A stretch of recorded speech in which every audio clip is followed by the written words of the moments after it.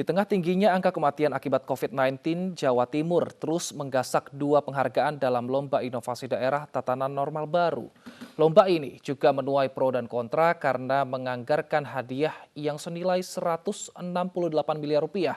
Berikut ini kami tampilkan cuplikan dialog bersama Ketua Panitia Lomba Inovasi Daerah Tatanan Normal Baru Kemendagri, Agus Fatoni, dalam spesial report tadi. Apa tujuan dari diselenggarakannya Lomba Inovasi Kementerian Dalam Negeri ini, Pak?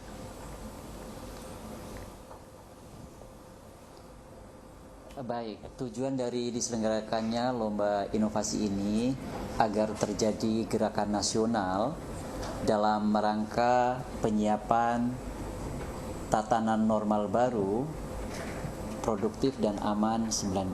Jadi agar masyarakat mulai memahami bagaimana penerapan protokol COVID pada masa normal baru ini pada berbagai sektor. Agar masyarakat juga bisa melihat kira-kira bagaimana tatanan normal baru itu dari seluruh sektor yang ada yang dilombakan. Sebagai contohnya di situ. Baik.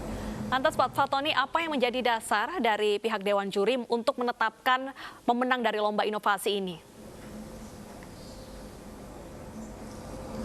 Yang pertama yang dijadikan dasar penilaian adalah penerapan protokol COVID itu sendiri pada 7 sektor itu. Mulai dari pemakaian masker, penggunaan sarung tangan, kemudian cuci tangan, dan seterusnya. Jadi yang pertama adalah dari sisi penerapan protokol kesehatannya. Kemudian yang kedua yang dijadikan dasar penilaian adalah replikasi. Jadi kemudahan replikasi, mudah penerapannya, kemudian bagaimana pelaksanaannya, itu yang kedua.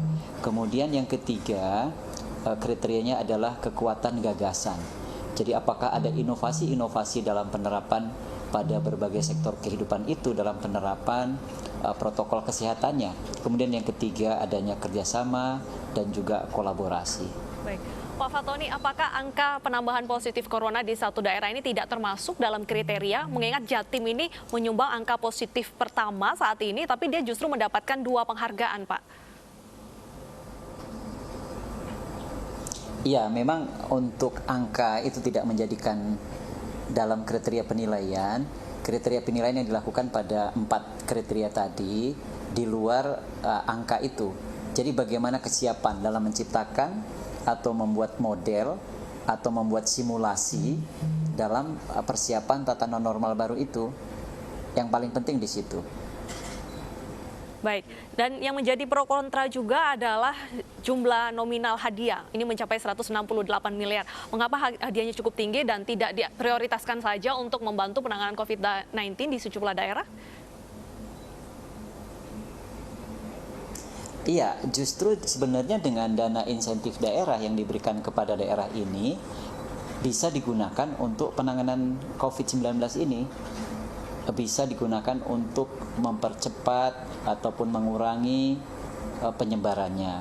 Bisa juga digunakan untuk penanganan COVID-19 yang ada di daerah masing-masing.